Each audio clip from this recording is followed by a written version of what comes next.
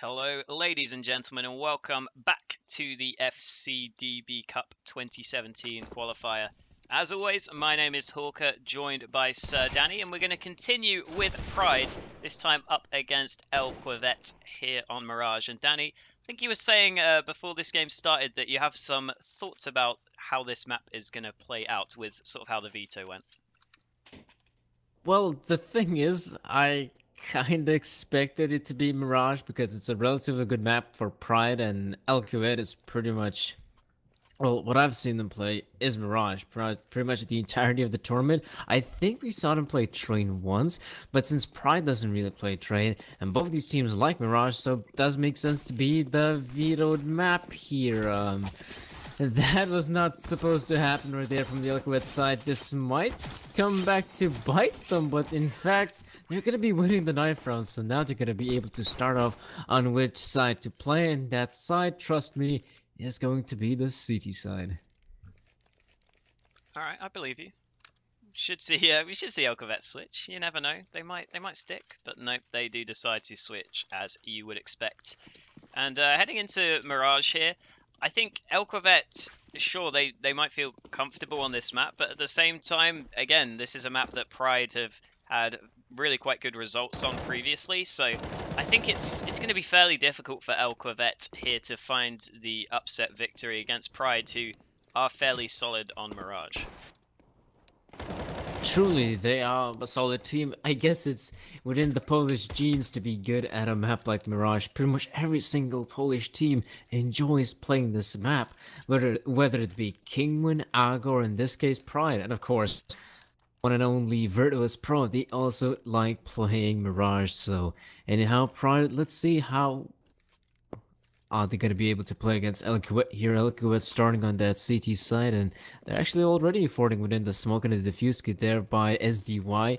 It's quite the interesting purchase here. I think the smoke grenade isn't necessarily useful. I mean, you could be dropping one of your players, but still, the push will commence you from Pride. It's not looking too bad, though, as they're still making their way onto the side. That's one player dropped in CT. Now the bomb can be planted without any sort of issues, but it's being planted towards short, and that is where Pride has got little to no control whatsoever. Mini's trying to do what he can, and that was relatively sloppy there from Pride, I have to admit. The player in CT being quite the nuisance there for quite a while, but also Dees himself, as he was able to pick up 3 kills while it's rotating. Nicely done by him. And Pride, not even a bomb plant for them. Yeah, exactly. Oftentimes, when you see those nades go over the top towards A, they will, at the very least, get your team the bomb plant. I don't think Pride quite had the smokes all that well placed, and so it's just a complete lockdown from eL'quvet, and that, of course, means Pride will go for the force, but won't have too much success early on, as Tom goes down first. The rest of the players do have a couple of deagles, but there's a player exposed at mid. Dies finds a second kill.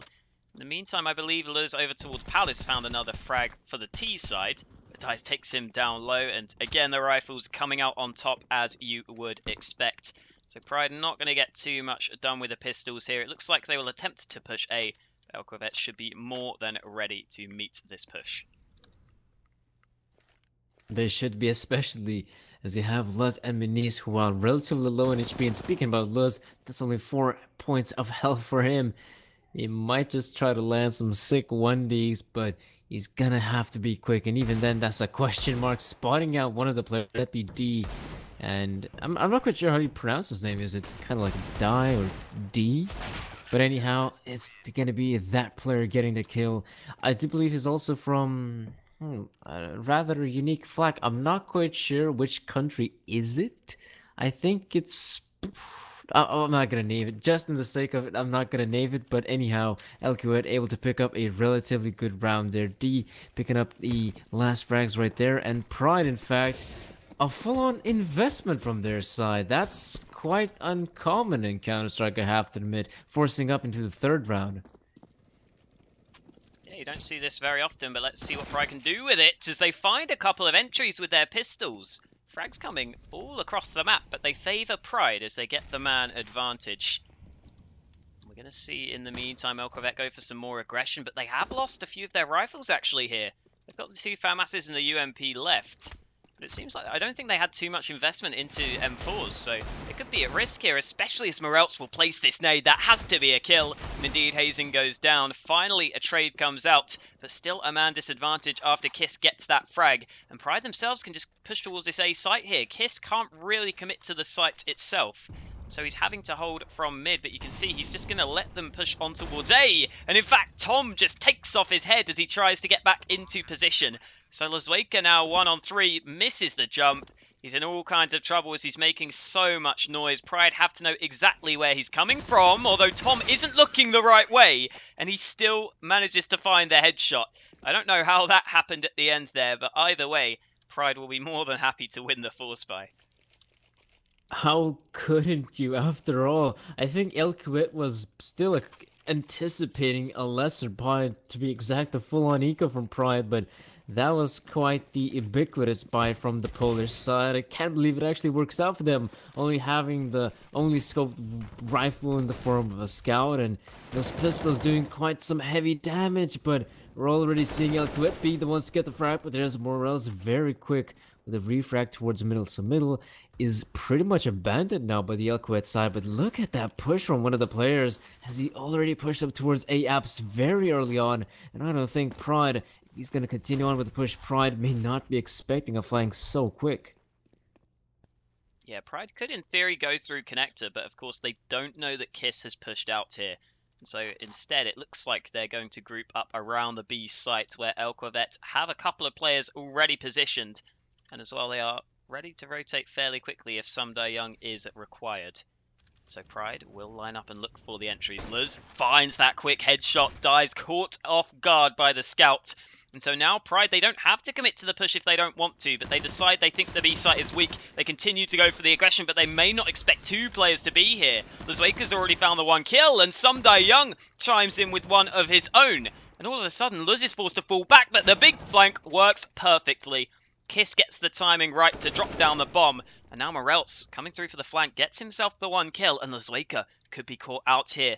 They're just going to fight one by one, and Luzweka also goes down to leave Kiss to have to clutch this one out. He has the bomb in his control, but he still has to find this kill because Morelts is going to push in towards him. 20 seconds, Morelts pushing forwards, but Kiss holds his ground, finding the third frag, and the flank from Kiss makes a big difference to win the round for eL'quvet.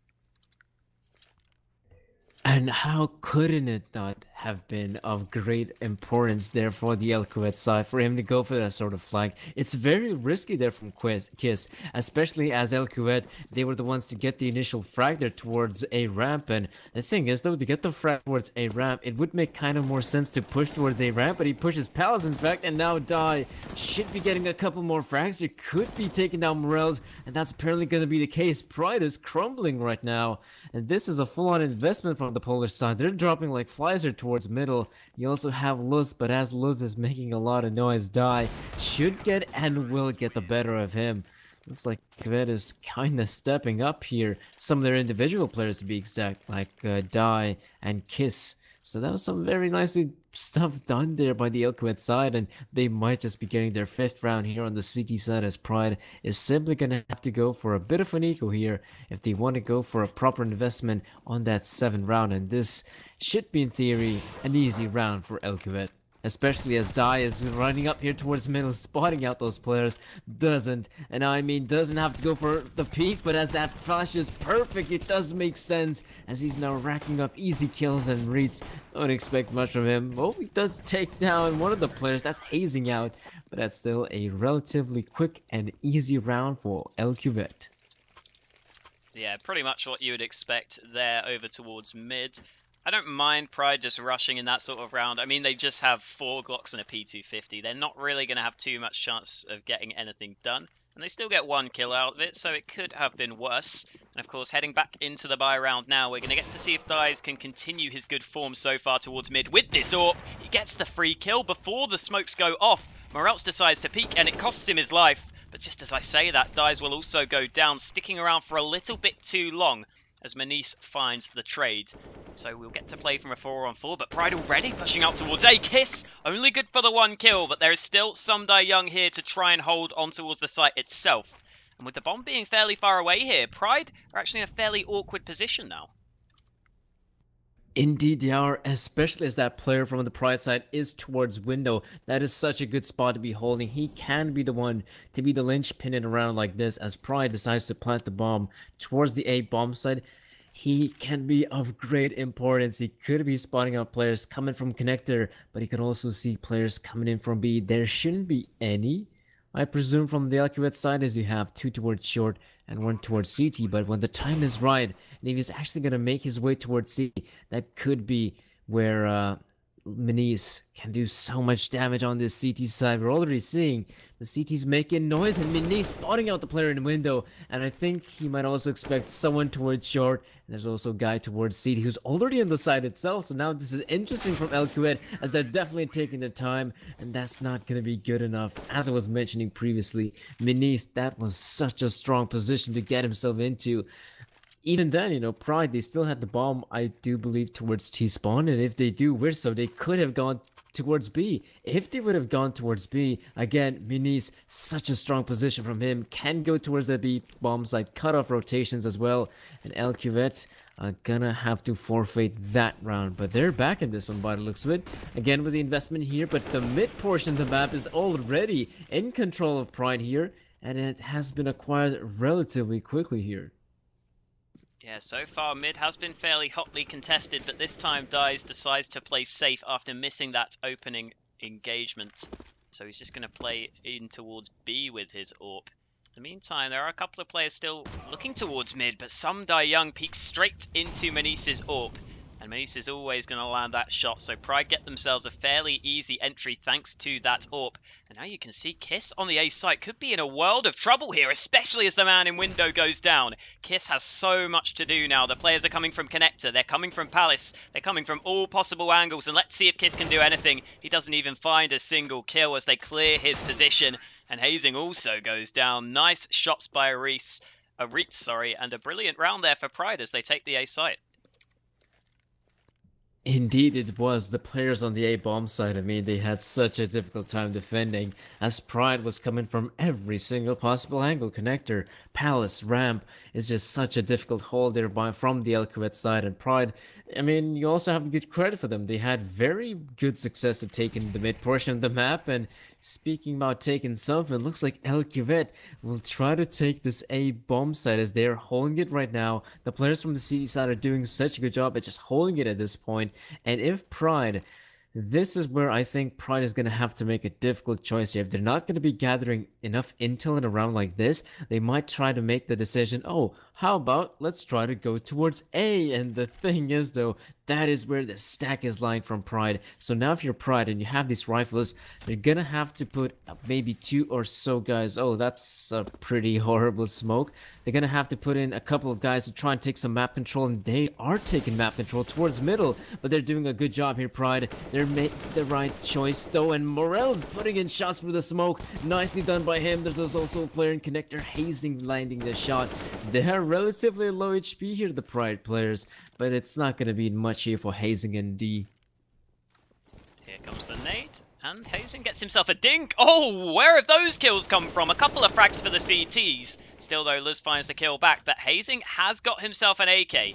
And all of a sudden, this round could be a little bit more competitive than Pride would have hoped for, as Hazing finds a 3rd kill. And out of nowhere, we're back into a 1v1. Sure, the bomb's going to go down towards A, and Hazing doesn't have a kit. So Pride certainly still should be able to close out this round, with Manis being able to watch the bomb from a ramp. But the fact that this has become so close is certainly not what Pride would have been hoping for, considering how good they were looking at the start of the round. Either way, Hazing here is going to make his way forwards. The nade won't quite connect. Manis goes for the peek. That was incredibly scary. If Manis goes down there, there's plenty of time for the defuse, so I'm not sure why he is facing, but it works out for him as he gets the kill, and Pride just about hold on to win the round.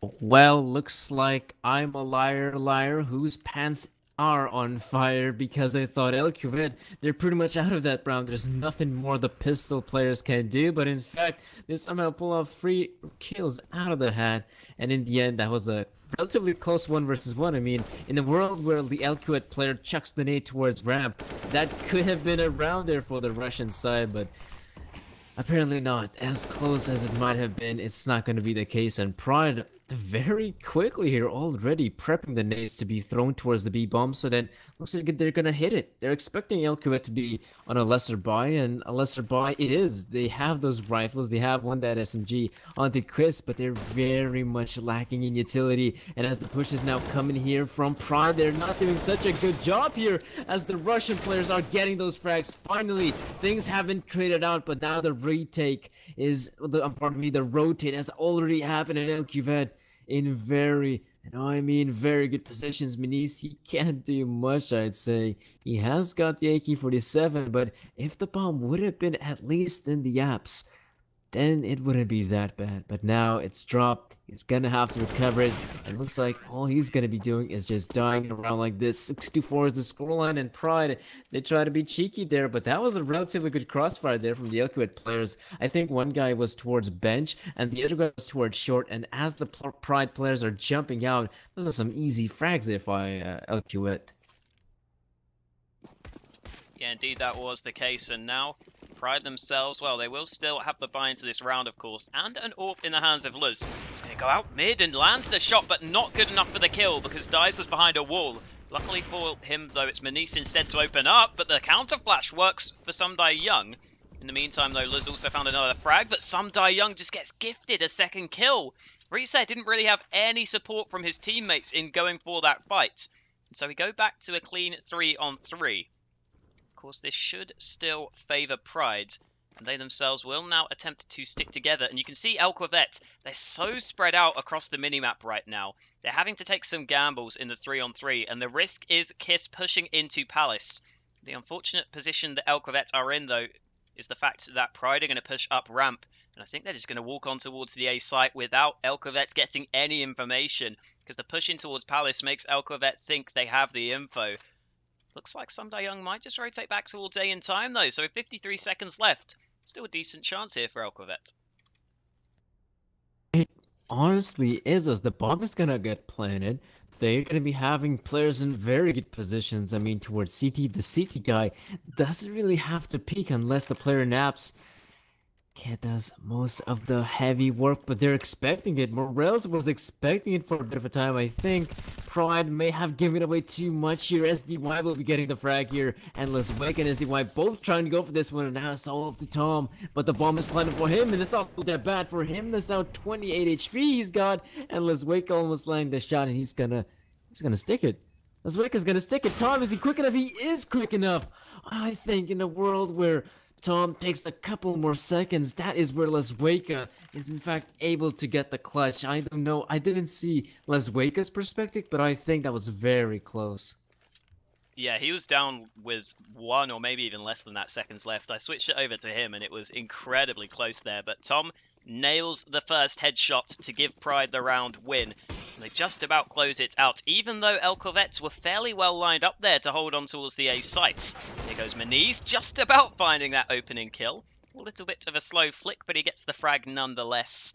So eL'quvet only finding the dink on towards him. Of course, pistols for eL'quvet into this round means they've decided to go for some aggression, and Luz is waiting on the other side here. He doesn't have any support from his teammates, so he's going to have to be careful, but Luz manages to find that kill through the smoke. He's going to try and fall back. The player's pushing, but he is just mowing them down with this Galil. There goes Tom, actually, sorry, to steal away the final kill. But Luz, I'm sure, will be very happy with the 3k, and Pride will be fairly happy they've recovered well into this one to get back to a 6-6 scoreline after eL'quvet were looking good to start things off. I mean, it's always nice to get eco frags. I mean, you're getting some of those easy frags, quick frags, and you're thinking, oh man, I'm such a good player getting these players, killing these players who don't even have armors, and you know, that's still a bit of a confidence thing that might help out. And speaking about confidence, look at Maniz pushing through the smoke like that. That's very risky. He has got some backup, but as they're now taking their time, look at the setup towards connector. Hazing will be mowing down one, but Tom is quick with the frags, 2 frags in fact, and D and eL'quvet in a pretty awkward scenario right now. They're up against 4 of those Polish players, and they're relatively far apart, but as we do get to see, one of the players in fact die is on this A-bomb side. He doesn't see much, and he's probably already giving the call here for eL'quvet that it might actually be B. And it is eL'quvet 1 versus 4. It's going to be difficult for him, and I think in his position it does make sense to save at this point. I mean, his team and he himself is not going to be having a lot of money if he's going to be saving the Lonesome in 4. Does get the spray through anyhow. If he's going to be saving the Lonesome in 4, at least his team might be having a bit of a better investment direction at the next round if they decide to invest, or even if the players do tend to eco, they're still going to be having one weapon on their side. Yeah, eL'quvet getting a couple of exit kills there, but again, Pride fairly happy with their money, and in goes the nade. Nicely done by Morelts to find that final kill, and eL'quvet are going to go for the force buy here. This is fairly surprising. We're into round 14, so they could try and save for the last round of the half. However, instead, Hazing is forced up. You can see the rest of the team didn't exactly buy up all too quickly. In fact, they're not going to invest, so it's only Hazing who is forced up into this round. Possibly a bit of miscommunication coming through from the eL'quvet side here, as he will have the sole scout for the CT side. The rest of the players, again, they do have a slight investment into pistols, but seems like they are going to be focused on the upcoming round. Manice takes a tag early on there, down low. Hazing himself. Oh, he lands that jumping no-scope. Almost reminiscent of Cold Zero, but he doesn't get himself the kill, only the tag. However, still good damage dealt by Hazing early on, and Kiss already gets himself a kill. Manice whiffs, but just about recovers with the pistol. Still, in the meantime, eL'quvet have got themselves the man advantage. This becomes a little bit scary now for Pride. And speaking about scary, Manice is in such a horrible spot. I think eL'quvet was thinking, what do I do? Do I jump on his head? Do I try to knife him? Do I try to troll around a bit? He does decide to just get the frag in the end, and anyhow, Pride is now in a pretty interesting spot there. The scout coming through. I think that's the same scout player Hazing that actually tagged down Luz the round a couple kills previously. And now Tom. I mean, he's got the bomb, which is nice and all, but now he's been spotted and the scout doing some more work as well. Tom, I think, is going to meet his end here in B-Apps, and apparently that's going to be it. Pride struggling a bit here. I'm quite surprised that in a round like this, they were separated relatively far apart from each other. The player in towards short, alone towards short, he's got the op. I mean, if that falls into the hand of the enemy, that is such a powerful weapon to be having. I'm quite surprised Pride allowed that happen from the get-go, and in general, all of their players were relatively far apart from each other. They tried to go for these individual engagements, and that didn't work out. And speaking about individual engagements, Dai will be getting that frag. Reeds is quick on the refrag though, so it's not over just yet, but as I say so, frags happening all over the place. Morels will be taking down some Dai Young, and Kiss alongside eL'quvet. I mean, it's the last round of this first half, that is true, but you do think that Pride should be the one to come out on top here. All they gotta do now, in a round like this, regroup and try to hit either of the sites. They should be successful at taking the site, maybe lose one of their players, but in the end, they should be favored to win the round. Yeah, again, we see Pride fairly reliant upon just winning those opening fights themselves, which is slightly risky. Oh! eL'quvet gets 2 kills from that position. How did that final bullet find the headshot? I will never know. But it's still Morelts who's brought it back to a 1v1. We'll stick the camera over on eL'quvet because I want to see if he can get the highlight play here. Morelts walking through the smoke. How does that work out for Morelts as well? What a crazy round. Morelts just goes walking through the smoke for some reason, but it works out in his favour. Clearly he knows more than me. And Pride just about scrape an 8-7 halftime scoreline in their favour, but I don't know what can even be said about that last round. Well, I couldn't really say that was sloppy from Pride. They really got unlucky there, I have to admit. Both peeking there towards short, and with the thing is though, that was the very last bullet of eL'quet's M4. He actually lands the headshot with that last bullet, taking the remaining Pride player on towards short. But I also gotta give credit there for Morels. That shot from him, he just pre-fired eL'quvet to oblivion. Simple as that. He gets in the one tap, obliviates eL'quvet there towards bench.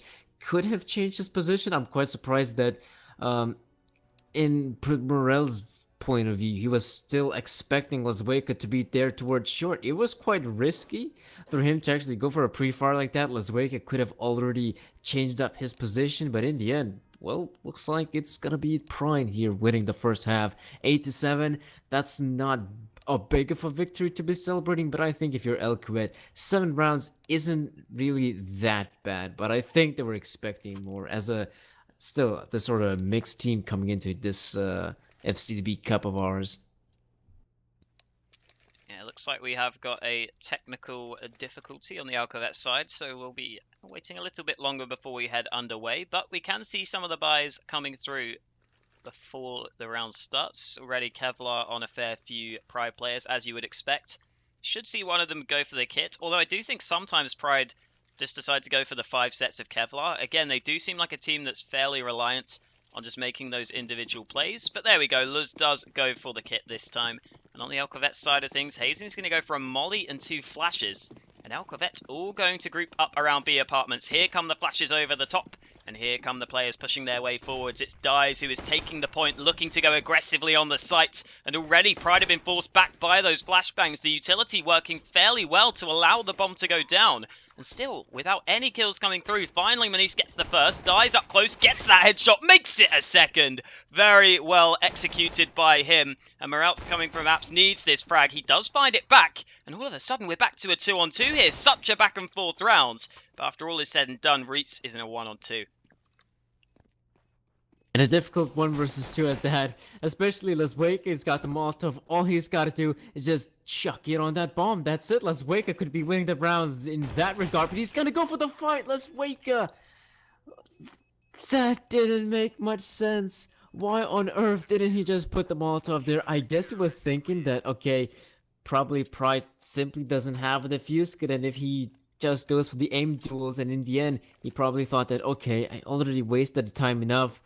But the thing is, though, not enough for a player to defuse the bombs. That's got to be a bit of a heartbreaking loss there for eL'quvet. Relatively close in the end. They could have gotten themselves a good start there on the second half, but apparently Pride will be taking that thing out of them, and Reitz will be wreaking havoc here towards the middle, picking up one more. Morel's timing in with the MP9. Why not? The player with the SMG, allow him to rack up some of that plenty, but also take a look at Hazing. He somehow got his way into the bomb site. He is on the B bomb site by his lonesome, that is true. He could be using some backup, but the backup is just way too far away.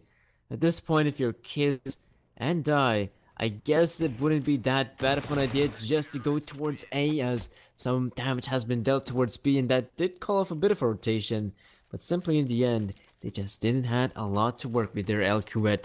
Now we're seeing something that might actually work out here for the Russian side, and that is those AK-47s. Yes, I know, Haka, barely any sort of utility, but we're talking about the Russian side, a mixed team here from eL'quvet, and I'm expecting them to be ripping up some heads very quickly here, especially with that push towards ramp. Look at eL'quvet already pushing through, but there's Manice and Morels. 2 of the players, SMGs in hand, but they are doing some serious work here. Hazing and SDY in such an awkward spot right now. Yeah, Hazing gonna go down, so Sumdayung is the only player left. And I was a bit surprised to see eL'quvet there line up around the A site to start the round off, because as you said, well, we're gonna have to focus on this round for a bit longer as SDY gets a second kill, but as you said, they didn't have any real utility there, and a lot of the times on that A push, you do kind of rely upon having a few smokes go over the top and making sure that you can have CT smoked off and that you can have jungle and stairs smoked out so that you can just focus on the angles towards the site, because otherwise there are just so many positions you have to deal with. And we saw that eL'quvet couldn't even make it forwards before they had to deal with some of those positions. Just taking a quick look at the minimap here. Morel's pushed all the way out through A, but if Sumdayung were to sneak his way through connector, the A site would be wide open for the taking. Of course, there's no way Sumdayung can know this, and now the flank is coming through top mid. Morels spots him. He definitely saw Sumdayung there. You can already see the call being made. Pride will rotate over. So Sumdayung, you may think he's being sneaky, but Pride know roughly where he is. Tom should get this kill, and indeed he does. So Pride continue their strong start on the CT side. And truly a start. Well, they I don't know if they were expecting a start like this, especially how that pistol round went down close. I think they were thinking, okay, looks like eL'quvet will be the ones to getting those free rounds, but after winning themselves the pistol round in a very close fashion, picking up themselves those very important rounds for them to actually end up closing the game if they do wish so and are capable of. They are definitely doing quite a good job here. eL'quvet, they themselves, especially on that gun round, made quite a lot of mistakes. I mean, pushing through the smoke like that, in most cases than not, the T player or anyone really pushing through smoke like that is not going to be having it easy. And a round like this where I think some of the players might have investment, it's not that big of an investment, and it's still going to be an easy round here for Pride. But if you're eL'quvet, you're putting a lot of your hopes on this round, the 20th round, in which, you know, they have the weapons being purchased here and even die with the op. I'm wondering if he's going to be successful at getting any sort of early engagements here for the terrorist side. Yeah, he looked fairly good with that AWP on the CT side, holding in towards window and holding out towards mid. However, that was more sort of passive AWPing where he was just kind of holding an angle. So having to go aggressive, having to try and peek out without Kevlar and take those first fights is a different set of skills. But Dies proves he is up to the task. He finds himself an opening kill alongside some Dai Young's AK. So they get themselves the two-man advantage. That's going to prompt Pride to go for some aggression. And a couple of kills come straight back in their favor. Manice and Reitz win some fights, pushing out through B and A respectively. And so now, all of a sudden, Pride are right back in this round with Morelts even swinging it into their favor. This has gone horribly wrong for eL'quvet, as all of a sudden, they are themselves down in a 2-on-3. And it was so interesting, in fact, you know, Pride, they end up losing two of their players, and in regarding losing two of those players, where they're already thinking, well, it's gonna be so hard for us to actually try to win this one in a 5 versus 3, so let's try to go for some engagements ourselves. Let's try to play a bit more aggressive, and with those aggressive plays, they're able to recover free frags, in fact. And now Morels, he doesn't see anyone as of yet, as the players are not pushing forward. I'm wondering when will the call be made. Now we die being pushed up, but Morel's quick shot from him, but not quick enough to take down SDY. And as some Dai Young is pushing on this A bomb site, he's gonna get dropped as Reitz has got quite a good angle there. And Pride are definitely making a mark here on the CT side. Pride, they haven't lost a single round yet. And eL'quvet, they have reached the maximum lose money bonus, which means that they're going to be having enough money for a buy. That is not going to be an issue the next round. It's just, in a round like this, they're not going to be having much to work with here. And we're already seeing they don't have a lot of utility, and it does make sense to them to try to maybe change up the pace here, and pace they will change up, but Morels, that push from him, it honestly made barely any sense. Yeah, goes down early on, even trade for eL'quvet, but they get themselves a second rifle, which I'm sure they are very happy with. Luz has also gone aggressive in towards B apartments here, so I'm surprised to see Pride take these risks on a round like this, where they should now certainly be aware their opponents are on a less than optimal buy, and you can see Luz now decides to back off. Just want to point out as well, I was kind of saying in the first half, I feel like Pride have been relying on their individual play on their T side, and now heading into the CT side of things, that seems to be the case as well, and it makes it much easier for them on CT side to get those frags in their favor. It's always going to be easier if you're reliant on skill to play on CT, and that is proven true as Pride have been playing well so far. We're going to have to focus on this round because Reitz could be in trouble. Indeed, Kiss finds that quick trade, and the A site will be opened up off the back of the single kill, leaving Luz and Manice to make their way back around. Luz might just find the angle here. He spots out the player through connector, and Manice gets the first kill, but not quite the second. Luzwaker now does spot out Luz, so the information is all in eL'quvet's favor.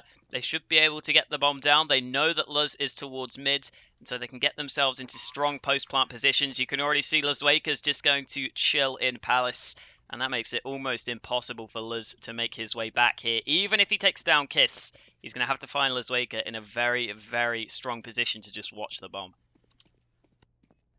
Yeah, Luzwaker's in a very strong position. Kiss, I mean, he's on the side itself. I don't think if he's actually might just get the timings right, and I think the way eL'quvet is going to approach it, they might as well try to double peek the player here. It's now making a lot of noise here. Kiss is wrapping around. This is impossible, and the knife comes in as well. Kiss will be gutting Luz on that A-bomb side, and that's also gonna mean that eL'quvet is gonna be getting quite a lot of money in a round like this with a barely little investment from the Russian side. They're able to pick up a round, and they have actually acquired a decent amount of money just by doing so. You're probably thinking of Pride in contention in winning that round. The player in short though, in a world where he takes down the player in connector, and of course we saw the Opera, I think it was Minis also taking down a player towards jungle. That's still a possible round there for Pride, but it simply didn't happen. The player was having some sort of trigger disciplines there. He didn't want to fire out the shot as he didn't really have that much of a good angle, and I do respect that. But in a world where Pride gets that kill in connector, it could have been a whole lot of difference there. But still, a round one by eL'quvet, you can't blame them, and now they're just peeking out dry like that. Maybe a bit too dry, you could say that. Minis getting tacked down, 2 points of L for him, but he does survive with the op, and with the op having such low HP, it doesn't really matter. Yeah, can certainly still find impact in the round, as can Morelts, finding himself 1 kill before Hazing finds the trade. But Reitz was in position to make sure the trades go in favour further in Pride's way, as Dai gets himself 1 kill. Still a lot more to be done, and the bomb has been left behind here. The push is coming out through B-Apps. Luz should spot the bomb out. I think he just ran past it, though. Doesn't matter too much, because, of course, he's just going to clean up the final kill. And so Pride get themselves up to a 14-8 scoreline. That knife kill for Kiss has allowed him to have a lot more money here. And considering they're 14-8 down, that could be fairly important. You can see Kiss can now drop a second AK over, so they're going to get a couple of rifles together for this buy. But eL'quvet are going to have to win with a sub-optimal buy up here into round 23 if they want to keep themselves in with a chance. And look at eL'quvet, they are heavily grouped up around B apps. We might see a quick B play after these nades are used up by Pride. Because right now there is an incendiary slowing things down. Luz, in fact, is going to go aggressive. He's going to be the key player in this round. If he can just get a kill and fall back, that should be enough considering there's a man towards short. Nade is thrown out, still not really seeing the fights, and dies, takes huge damage on the spray. In fact, it's the kill for Tom to open things up. So it's not even Luz to find the first, it's Tom himself who opens things in the round, and now Luz in a great position, gets 1 kill. Tom's going to help him, but Luzwaker flicks back around for a second frag. And so eL'quvet have the sight, but here come Pride making their way forwards. Hazing needs this kill quickly, he needs to take down Manis, he does just that. And so we're in a 2-on-2, but Morelts is there. Great position for him to close out the round, and now Pride in prime position to take this. Yeah, Tom wasn't really a good helper there for his teammate there on the B-bomb, so they have to admit. The thing is, though, eL'quvet, their game plan was simple. Let's wait for Pride to use up their utility, and then we could push. The problem is, though, as Pride was using up their utility, they were still doing some damage with the rifles. We saw one of the players being taken down there from the eL'quvet side just by getting sprayed down through there towards that sort of kitchen in B-Apps. And, well, eL'quvet is thinking, let's just go for it. I mean, we don't really have much to work with already. They go for that sort of push, and Pride very quick on the rotate, and it's just a difficult round from that point onward. And speaking about difficult rounds, this is looking again reminiscent. They already lost Kiss there. Minis very close on landing the shot there, and Hazing is just now meeting this sort of hellfire here from the Pride side. It is not a good start for the Russian side, but as he's spraying with the deagle, you were probably thinking he might just do something about it, but now as Luzwaker drops, it's 16-8 here. Another relatively dominant scoreline here, you could say, there from Pride, if you weren't taking a look at the first half, because in the first half, they were making mistakes. Mistakes were made there from Pride. It did go 7-8, but on the second half, they looked like a much more competent team, getting those frags, really, and that's what counts, getting those frags on the CT side, and Pride was very much successful. Yeah, and I think it is fair to say that Pride here had 2 important games today, especially because they didn't have as good of a start as they would have hoped for. They were 1-2 coming into today, only 1 win and 2 losses. But they were playing against Nova and eL'quvet, 2 teams who are currently in similar positions to them. They get 2 wins against the teams they were competitive with, so they will climb up the table just a little bit further. Going to be up there with the likes of Passions and Tricked towards the top. And so Pride, I'm sure, again, this was a really important day just to see that they could manage to get themselves back up there, and they managed to prove they can do just that. So we will head back over to Group B for the final game of the day. It's going to be Attacks up against Kinguin. And make sure to stick around for that one, because Attacks have looked fairly good so far in their opening 2 games. So it's going to be interesting to see if they can continue that form against Kinguin, who themselves have only played 2 games so far. So a lot to be decided still in Group B. And we'll get to see that be decided coming up shortly with Attacks up against Kinguin.